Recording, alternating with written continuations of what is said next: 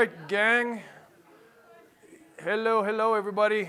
If you don't know me, I'm Steve Nash. Quick question for any of you all. How many of you have been here for less than 5 years?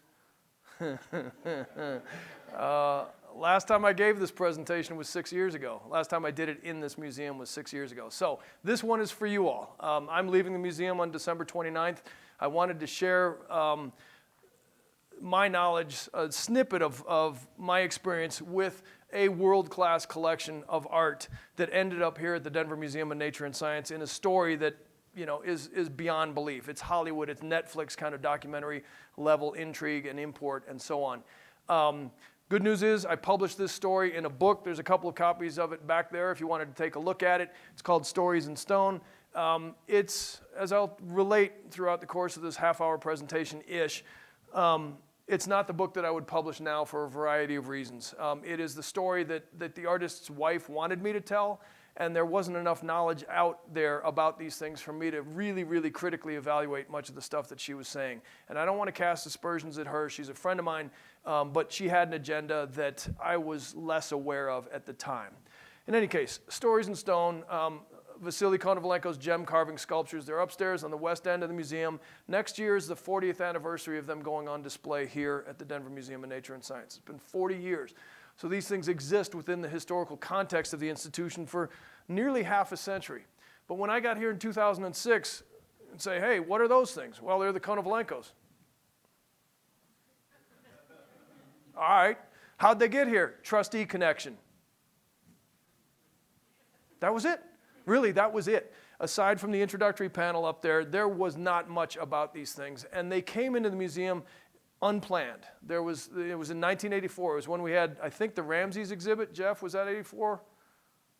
No, what was 84?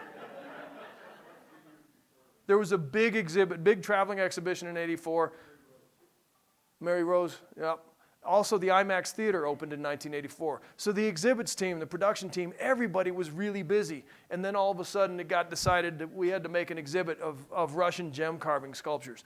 And that context has implications for what is on display and how it's on display.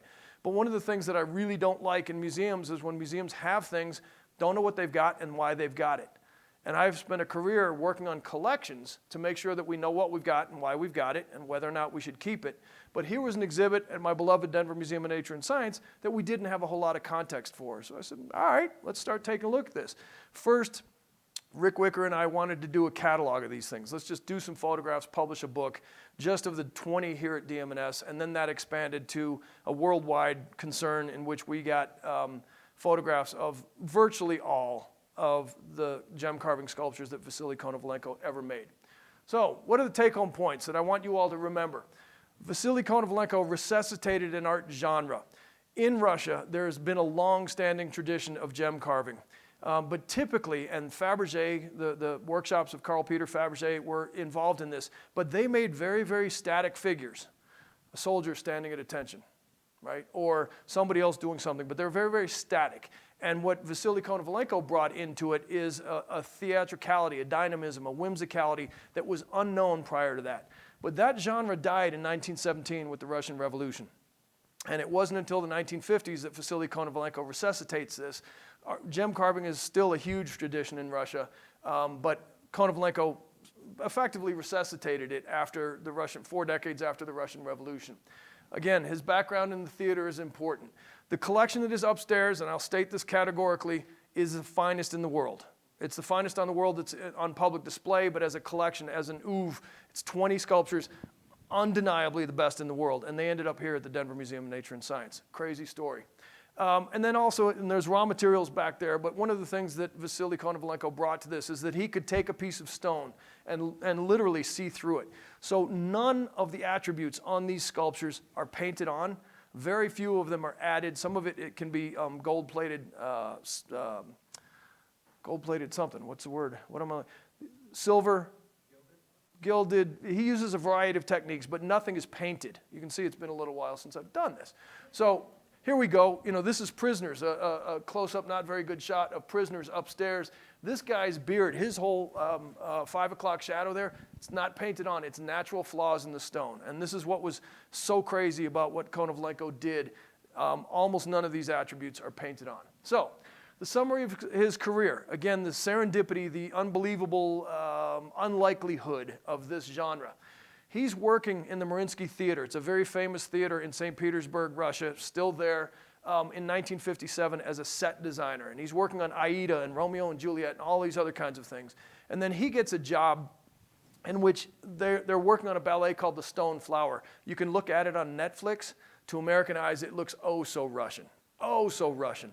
But every Russian knows the ballet, The Stone Flower, and I'm not going to go into it, but Konovalenko's job as set designer was to make a box out of this, out of malachite.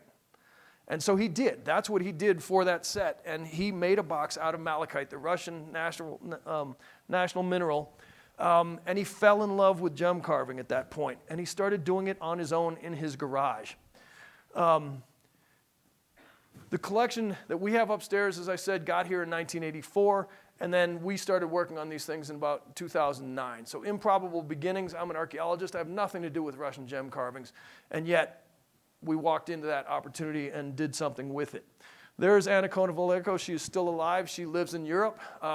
This was his third wife, and she was the driving force behind his artistic career. Without her, he was happy to just do this stuff in his garage, to just make gem carvings in his garage, but she was an amplifying force in all of this work. So here's the Mariinsky Theater in St. Petersburg. Sergei Prokofiev wrote the ballet The Stone Flower. You know him from, I think, Peter and the Wolf. Again, Google it, Netflix it, Spotify it. This stuff is pop culture in Russia and in the former Soviet Union. But 1957, there's Konovalenko working on a set at the Mariinsky Theater. That is the first gem carving sculpture he ever made, and it's Danila. It is the lead from the ballet The Stone Flower, who is a gem carver himself in the ballet. So Konovalenko's job was to make a larger one of these as a set. He falls in love with his own gem carving muse, and so he makes this sculpture on his own. That's the first one that he ever made. That's pretty good. I want you to notice the eyes, though. Single gemstone in the eyes.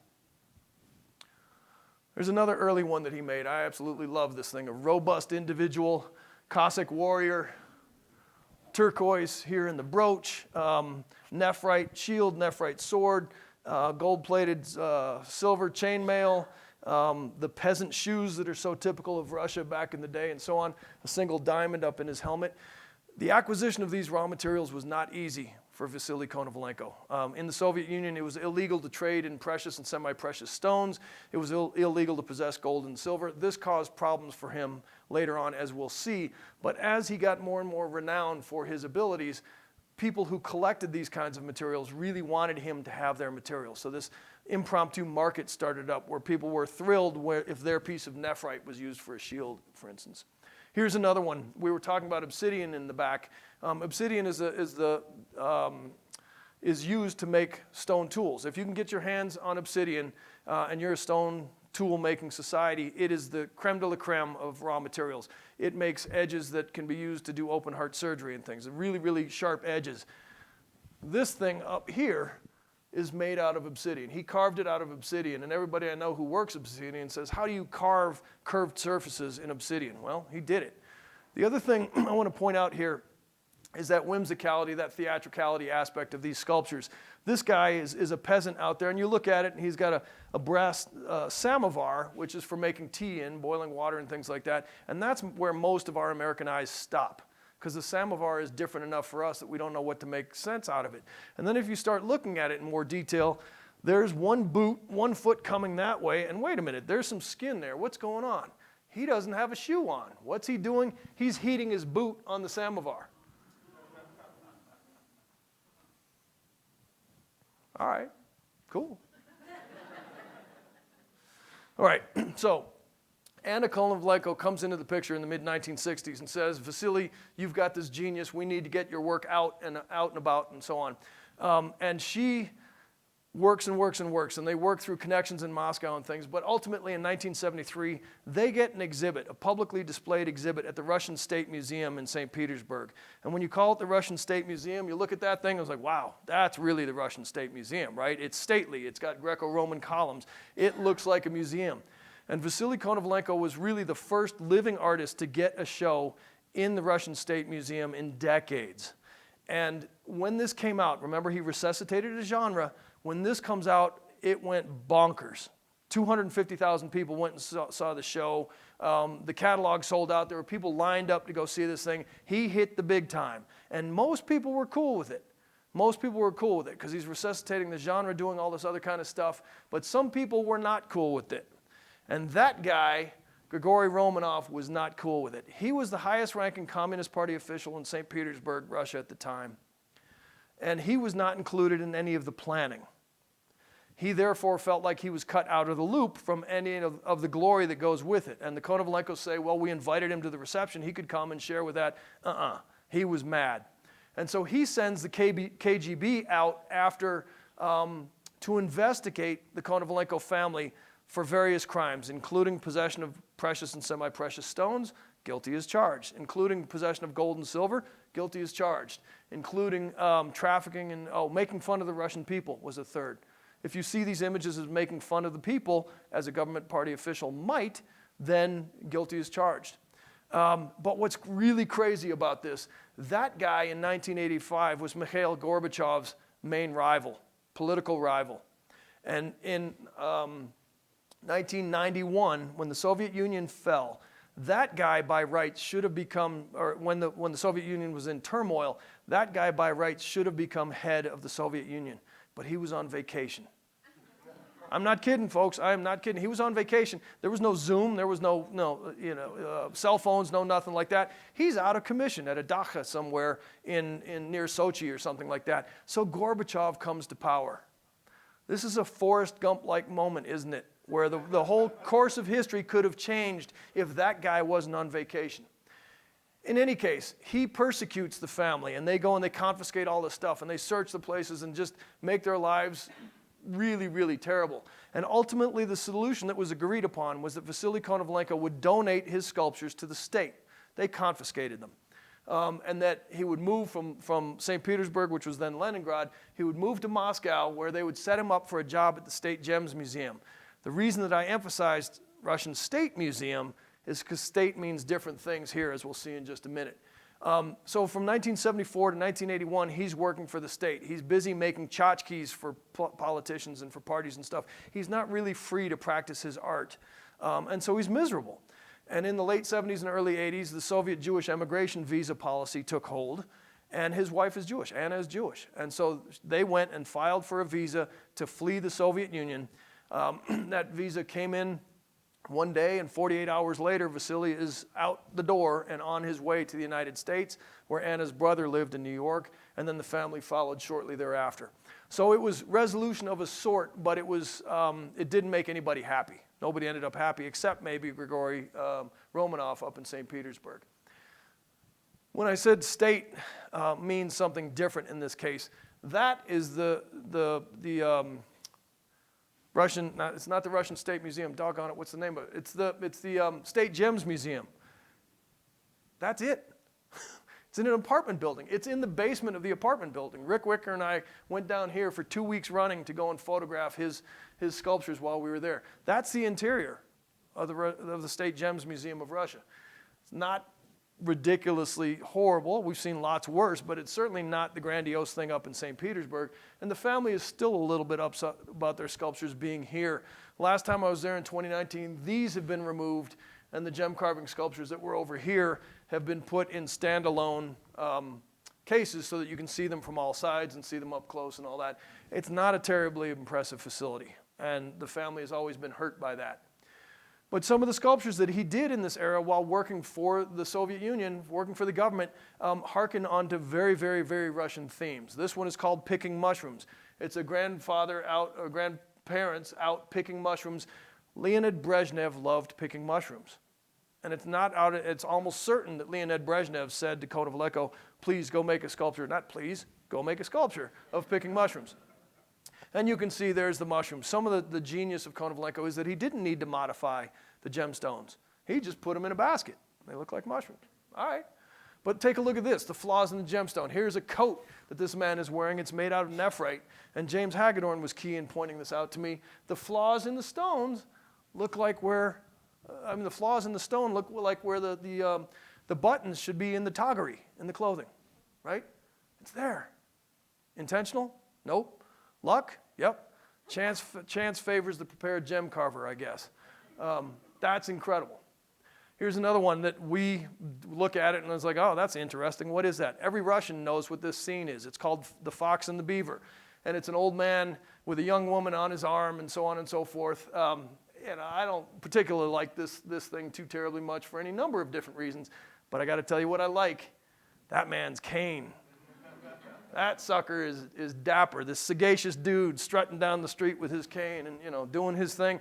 We should be selling those. We should be making those. We'd have them back out on Colfax Avenue in numbers. Because we don't do canes right, do we? We don't even do umbrellas right anymore. Tea drinkers. This is a favorite theme of his. Peasant ladies out having tea while sitting in a pond. Hot day out there. Absolutely amazing stuff. Again, the eyes are one gemstone only.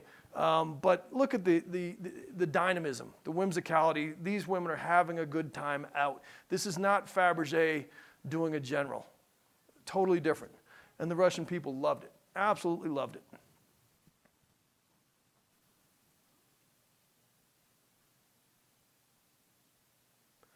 One of my favorite sculptures, and the only really macabre scene that Konovalenko ever did is this one. It's called Bereaved Mother. And it's in Moscow, and this is a woman draped over the tomb of the unknown soldier from World War II. It says 1941 to 1945 here. 20 million Russians died, Soviets died in World War II. Staggering numbers. So this is a surprisingly common theme in Russia, in the Soviet Union. And one of the amazing things about this piece is this austere color palette. And then you can see her scarf up close. There's a huge scarf manufacturing tradition in Russia as well. And so you've got this kind of black and white, gray, dour palette. And then boom, you've got this blast of color in her, which contrasts so specifically with her face. And again, James Hagedorn points out the flaw. If you can't see it in this photograph, but if you zoom in, maybe you can. If you zoom in right under her eye, there's a flaw in that stone which looks like a single teardrop coming down. Brutal. And the war starts in Ukraine 2 years ago, almost 2 years ago. And earlier this year, late last year, I don't remember when, I was going through Reuters or The Guardian or something like that, and I see a picture of a woman draped over the casket of her son, her husband, somebody, some loved one.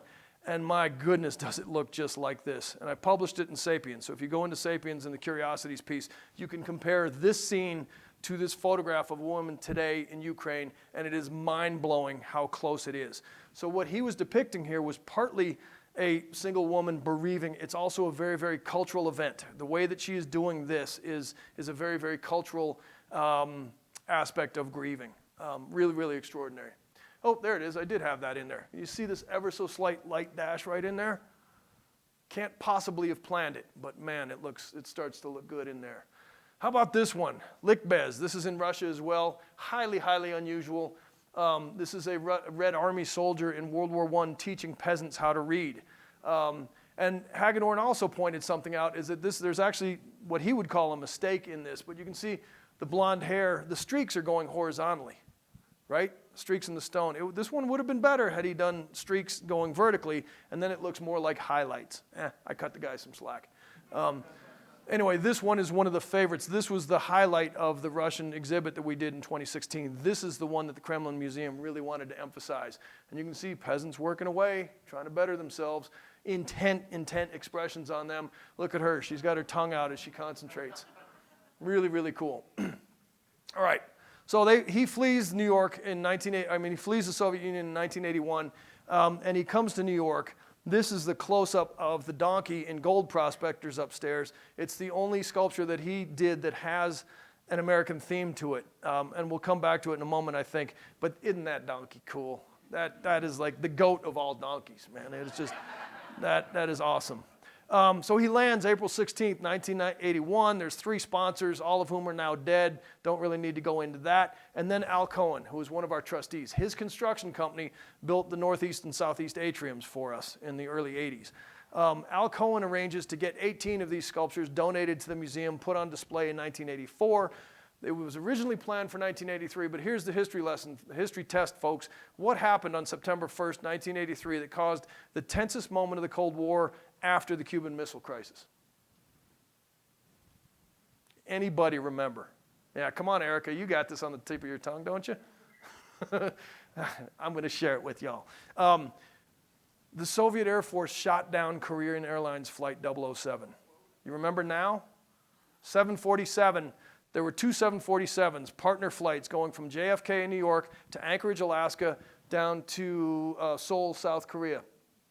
There was a sitting U.S. congressman on one of those planes. They flew together. They had to refuel in Anchorage, so they stop in Anchorage to refuel.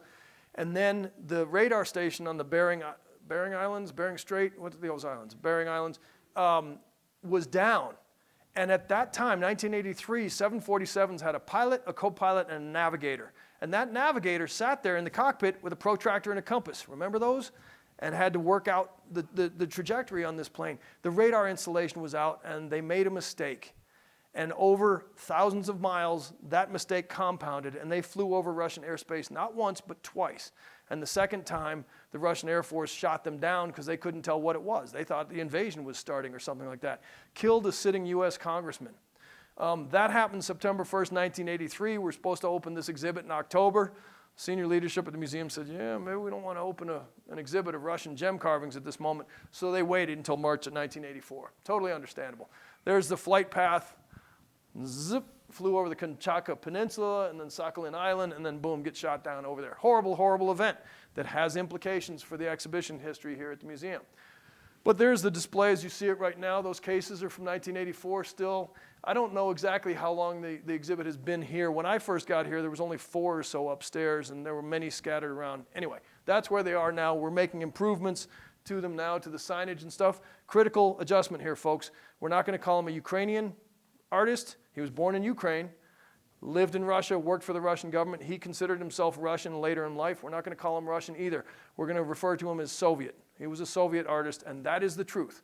But when people come in and say, you know, he's Russian, he's Ukrainian, we're going to refer to him as Soviet. So please, let's standardize that. We can talk about all the details if we want, but to keep it clean for right now, he was a Soviet artist. All right, there is Gold Prospectors, the only one with an American theme, 2 miners. He thought he was done with this thing when he put the 2 miners together. He showed it to Al Cohen. Al Cohen looks at this, he's like, it's not done. Imagine telling Rembrandt, Michelangelo, that you're not done. So he says, you need an animal, you need a burrow in there. And so Konovalenko goes and puts the burrow in there, and the burrow's sticking out his tongue. Guess who he's sticking out his tongue at, I think. He's like, here you go, Al, take this. Bosom Pals. This is the quintessential Russian drinking scene. Every Russian knows what this means. Fine, fine piece. We sent it to the Kremlin in 2016. Extraordinary. Details work. This is cloisonné enamel. Again, none of that is painted. That's all natural flaws in the stone. Cloisonné enamel, he was expanding his techniques to include new artistic techniques there late.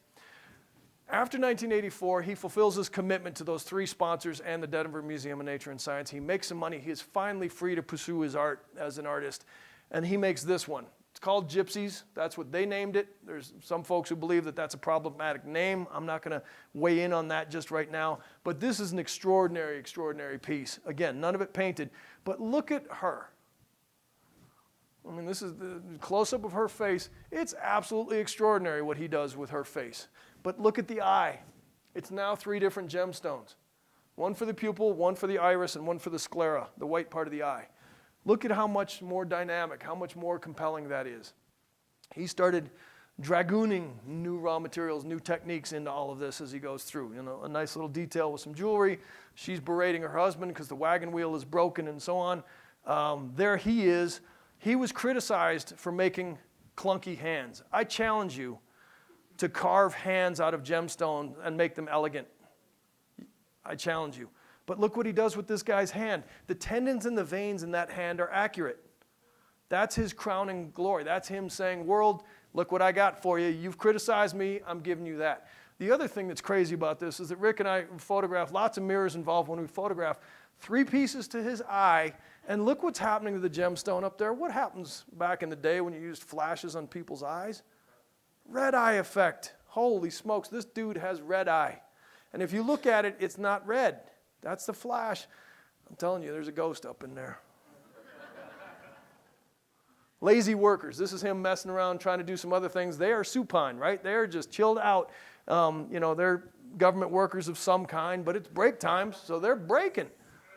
Look at this dude. Minimalist. Of course, you've got the bottle of vodka up there. Got to have the vodka. Minimalist people, but they're chilling. And again, look at the details that he put into the hands, all the wrinkles, all the nails, and so on, really trying to make that happen. Remember that theme? Tea drinkers? Here they are again. Talking away, politics, something. I don't know what they're just chattering away, having a good old time. Oh, hippo. Hippo. This one is cool because when you see it, we published it in the book with a black background so that you can't tell how big it is. And he made a hippo that's about this big that's in the Kremlin Museum collection now. This thing, that's a big screen TV back there. This is a 450-pound piece of sculpture.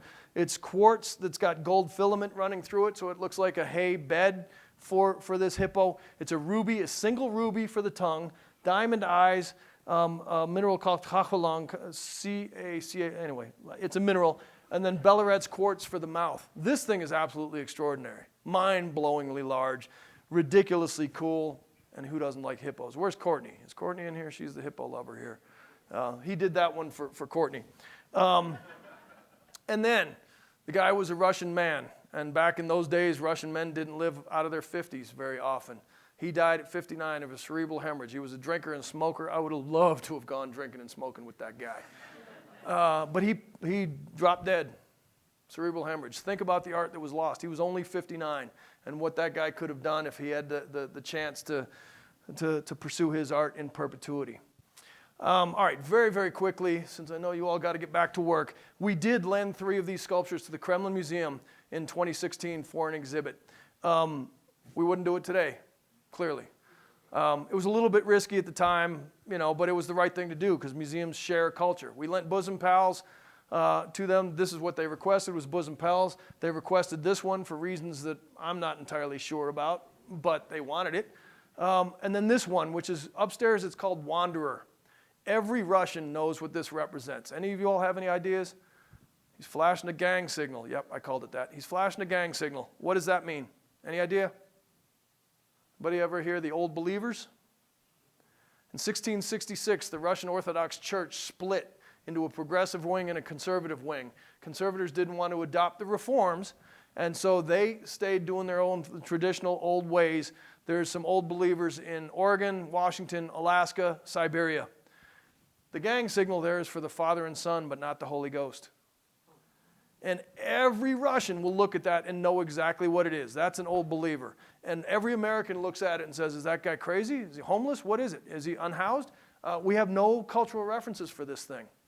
And then, as I pointed out, Lickbez was the crowning, it was the highlight sculpture of the event at the Kremlin Museum. This is a billboard. This is where the Kremlin is. That was the one that they wanted to make most famous out of this exhibition. We probably would have chosen something different, but it was their exhibit. It's fine. Rick and I had passes to the Kremlin. With our passports, we could get in there 24/7. If you're listening to Extreme Ways from Moby Come In, you should be hearing that because we felt like we were Jason Bourne and company. It was cool. It was absolutely amazing. There's Tatjana Munchin, the Kremlin expert on these things, and me installing them into the exhibit. Unbelievable experience. Absolutely unbelievable experience. There's Hippo. I mean, the aesthetic is kind of odd, that purple and green, but who are we to judge? That's the Patriarch's Palace in the Kremlin Museum. Crazy. Anyway, so we got that done, got those sculptures back. Everybody said, well, what if Putin had stolen those sculptures from you, from the Denver Museum of Nature and Science? First of all, we were leveraged to the hilt. We had these things insured like crazy. The museum would have been better off financially had they been stolen. It's true. And if Putin had snagged these things from us, it would have ruined his business model because the Kremlin Museum has traveling exhibitions from all over the world coming all the time, pre-COVID, pre-war. And then thirdly, the family lent a whole bunch of sculptures that belonged to them. If he wanted some sculptures, he'd just confiscate the families and then not create an international incident. So it was our paranoia about that whole transaction that said, oh, he's going to steal our stuff. I'm going to share something with you. When we lent these, I said to the Director General of the Kremlin Museum, this is great, but what say you could lend us a Fabergé egg to put on display? And she said, oh, no, we can't do that. And I said, why not? And she said, because you're going to steal them from us. Cultural relativism, folks. And I said, all right, you won't give us an object? I understand that. How about send us your expertise? So in 2017, 2 Kremlin Museum conservators, the people who know these collections, these kinds of things better than anybody else, came to the museum and worked on our sculpture for 2 weeks. And our sculptures are up to snuff, clean, re-glued, all of that kind of stuff. They told me ours could travel anywhere in the world after them having been here. And that was cool, having them here. So that was good. Anyway, we finished it. 2019, I started trying to work with Erica O'Connor and Dawn, what's her last name? King, I think, a cinematographer, to do a documentary film on this. And it's kind of a moribund effort right now for a variety of reasons. Konovalenko was implicated in forging Fabergé sculptures. There's no concrete evidence that he actually did it. There's a ton of circumstantial evidence that he did it, including the fact that Anna Konovalenko's first husband and her brother spent 7 to 8 years in the Gulag for crimes that they committed while in the Soviet Union, including selling things that they ought not have been selling. It makes for a Netflix quality documentary and movie, but we can't get beyond the circumstantial evidence. And then the war starts, and this is basically dead. But 3 of her vignettes are going to appear in the resuscitated, in the revised exhibition upstairs, and that pleases me because it was a great trip. We've done all kinds of things. This was a map of the Soviet Union done in gemstones, and it's unbelievable. It's 30 feet tall, and it's accurate for the geography. So the malachite is found here, and this thing is unbelievable, unbelievable stuff. Anyway, what museums should do is share culture and keep this kind of cultural exchange going. It's what human beings do. And you all are sitting on top of an absolutely extraordinary collection, so don't forget about it. Thanks so much for your time and attention.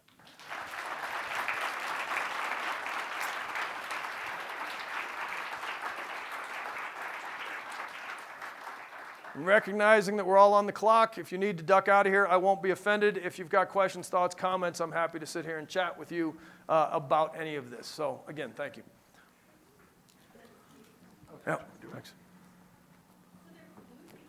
They're glued together, mostly. There's pins in them in various places, but they're glued together. And we've got video in one of the vignettes that she's going to do is on how they're made, and we've got video on showing him piecing these things together. But it's an extraordinary jigsaw puzzle, each one of them.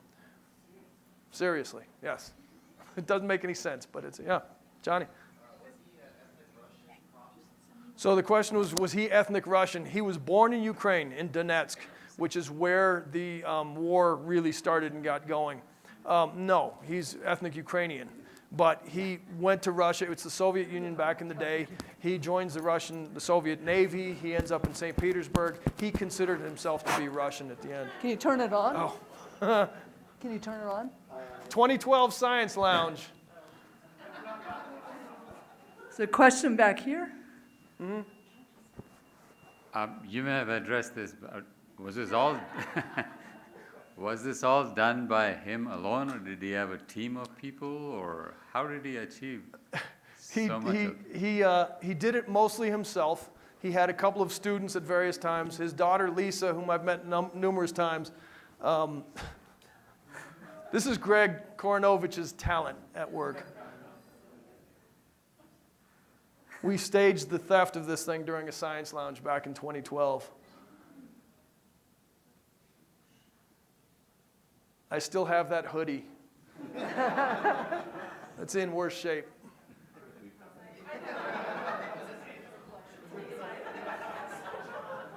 This was staged, mind you. This is all theater. Building off, you still got that cart downstairs. Right.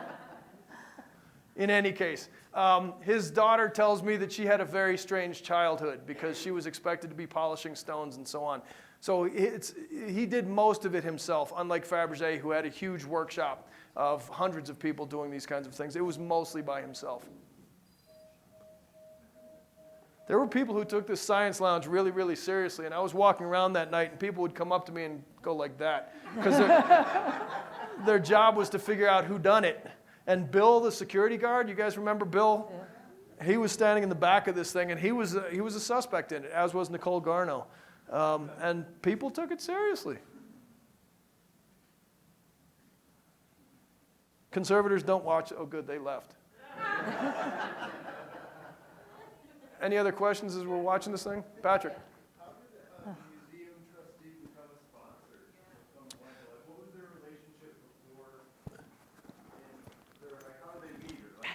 What happened?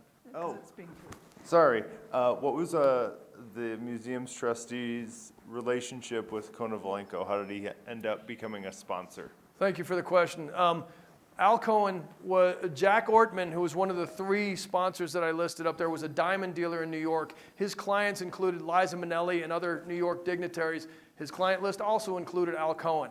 And so Jack Ortman had seen Konovalenko's work in Moscow, in Russia, early on and said, I want some of those for the U.S. And when the opportunity came to buy them, Ortman, Raphael Gregorian, and Michael Kazanjian, who was a Beverly Hills diamond dealer who just died in the last 5 months, sponsored Konovalenko to do the work. And then when the sculptures were done, Ortman picked up the phone and said, Al, you're a trustee of a museum. These things belong in a museum. What do you say? And Al said, yep, let's make it happen. Detailed in the book. Steve, you'd mentioned that Anna was his 3rd wife. Yeah. Were his first or second, did they come back onto the scene in the 80s, or what was the background with them? With the first 2 wives. She had told me that there was 1 wife prior. Turns out there were 2. We have now interviewed them for the film. And the good news is that the story they told about the early life corroborates the story that Anna told me about the early life. Anna was deeply involved in her brother and her first husband went to prison. She's got a vested interest in sort of cleansing the story a little bit. And on one hand, I want to be mad at her. On the other hand, I sort of understand why she was trying to hide that aspect of her history. So it's the point after Anna comes in that things get a little bit murky. And so that book that I did tells the story that she wanted me to tell, as I said. It's not the full story. Someday, maybe we'll get that out in a Netflix documentary. But I don't know if you noticed the picture of Vasily Konovalenko. He looks just like a young Brandon Fraser. So I want Brandon Fraser to play him at the right time. Sorry, just as a follow-up. Yeah. So I guess when the estate was being settled or anything like that, did they pop back up, or any questions on? From philanthropy, I always want to know about the estate. Yep. Well, I'm going to break your heart. So they will claim that they didn't make any money. Anna's brother, Naum Nikolaevsky, lives in Upper West Side of New York. He's got a very nice apartment. He's a Colombian emerald dealer. He's ill, unfortunately, and his wife has got Alzheimer's, so it's a horrible situation up there for them. They did okay in life. But there was no gifts coming here. I did find a letter that when he died, they offered us all of his tools and all of the raw materials, and we turned it down for lack of space. And as an archaeologist who can make sense out of the busted up pieces, the detritus that's left behind from stone tool manufacture, it does break my heart to say we didn't get that, because we would have had little bits and pieces. We would have hands and eyes and other kinds of things that we would have been able to better understand how they make these things. And that breaks my heart, and it's just a reality. But Erica and I and Don went to Ekaterinburg in the Soviet Union, where there are active gem carving workshops, and we got tons of footage from them. One of the interesting things about these sculptures, they've never, ever been sold on the open market. There has never been an open market sale to which you can say, boom, that's how much that thing is worth. So there's valuations put on by independent, by people who are negotiating together, but oftentimes art appraisers will say, well, the value of something is set by the third person, right? By the second person who would buy it, not the first one, because they can get duped. It can be emotional. It's the second one. And there's never been a sale on the open market. And then how do you value these things anyway? I don't know. They're priceless. Other questions? Well, Steve is moving from the museum to go to different adventures, so this may be his last pop-up lecture. Right. So let us show him our appreciation for all that he's done. Thank you.